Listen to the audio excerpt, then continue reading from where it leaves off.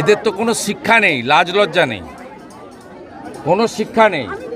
অনুব্রত মণ্ডল 1.5 বছর জেল খাটার পরে তাকে নিম্ন আদালত বেল দিয়েছেন।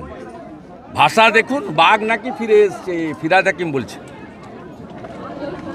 মমতা ব্যানার্জি ফিরহাদ হাকিমকে বলছে যে অনুব্রতকে সমহিমান নামতে বল। এদের কোনো লাজ লজ্জা আছে? নিম্ন আদালতের পরে হাইকোর্ট এবং সুপ্রিম কোর্ট আছে, সেখানে যদি এজেন্সি বেল ক্যান্সেলেশনের প্রেয়ার করে, কোথায় যাবেন? বীরভূমের এদেরকে বলছি বাড়াবাড়ি করবেন না।